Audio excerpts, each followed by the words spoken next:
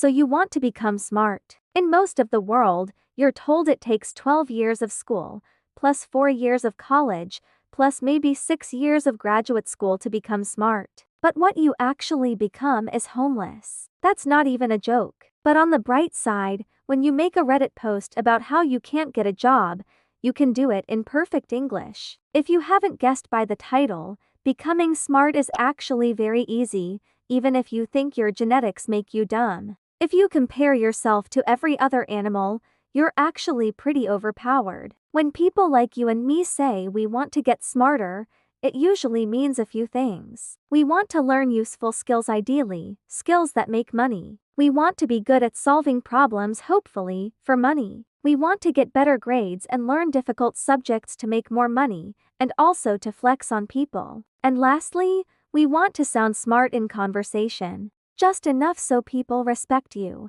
but not so much that people think you're a nerd. Most advice on the internet is so vague and philosophical that even if it works, the only people who could actually follow it are Oprah and Socrates. And if you instead look for specific advice that you can try right now, this is what you get. Eat blueberries 'cause they're brain food. Drink black coffee. Exercise. Sleep more. Take IQ tests. Listen to classical music. These things sound good, but at some point, you have to, actually learn stuff. Besides, even in the past, there have been geniuses who spent the whole day sitting at a desk, getting only 2 to 4 hours of sleep a day. So what can you actually do to get smarter? Something that isn't just the same 6 brain hacks from a Facebook post copied from a WikiHow article inspired by a quote spray painted on a New York subway wall. The main thing you need to do is read. What kind of reading? It depends. Fiction is good for learning to read faster, and it gives you a better vocabulary. Also, if you read a lot of dialogue,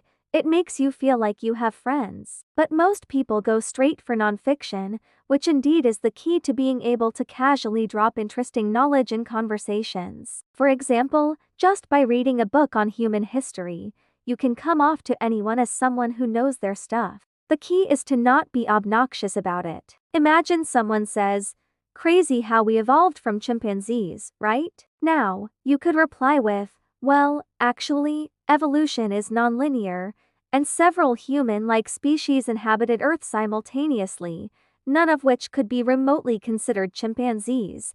While this is considered polite by the standards of a YouTube comment section, in real life, saying "well actually" before proving someone wrong will make you instantly unlikable. Instead, change that "well" to "and it is, and now we're talking." Let's redo that conversation. Crazy how we evolved from chimpanzees, right? It is crazy, right? I was reading the other day, and apparently, I always thought we evolved from them too. But I guess humans and chimpanzees just evolved side by side.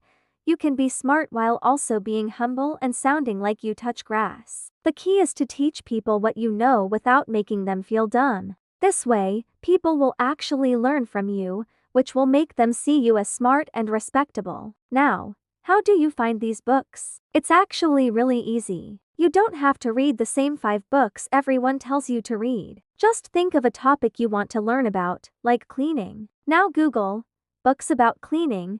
Here's one that looks good. Usually, these books cost money, but if your finger slips, you might accidentally end up on a certain website. And you might accidentally search for the title of the book, and by chance, click on the first link, and oh no, accidentally download a file and open it with the appropriate ebook viewer. Well, now that you have the book, you'll find that not only can you pick out interesting tidbits for conversations, but you can also learn many useful skills. But there's a catch. Unless you practice the skill, your brain will think it's useless and forget it. You only have to know 20% of the knowledge to master 80% of the skill. This is called the learning curve. It's a graph of how good you get at a skill over time. As you can see, just by practicing a little bit, you can make a lot of progress in the beginning. But you have to practice. No one ever learned how to tie a tie by just watching a video on how to tie a tie. You only learn how to tie a tie by watching the video while tying a tie.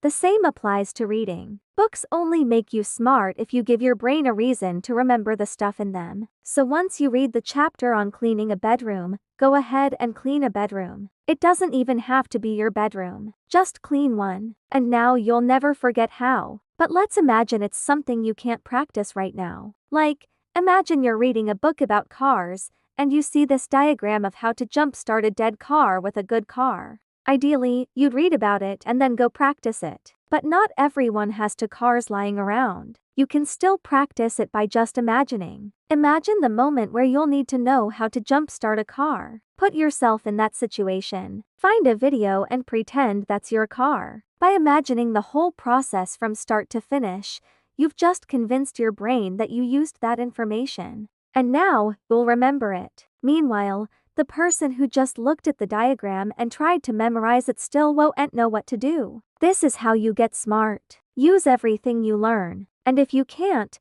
imagine yourself in the moment where it'll be useful. This is basically how the entire school system works. You learn a piece of information, and because it might be 15 years before you actually use it, your teacher creates an imaginary situation where that information is useful. That is, a test. An exam that has questions on that exact piece of information. And if you get it wrong, you fail. This is usually enough to make your brain at least attempt to remember the information. The only problem is, once the test is over, your brain says it's not useful anymore, and you forget it. Some people think repetition, or spaced repetition, or mind mapping will help them get better grades. But in reality, doing practice questions will give you the most results because they simulate the actual situation where you will need to use what you learned. If you don't have any practice questions, make your own and convince yourself that the stakes are high. Like, pretend you're hanging off a cliff by one arm and someone's there to pull you up,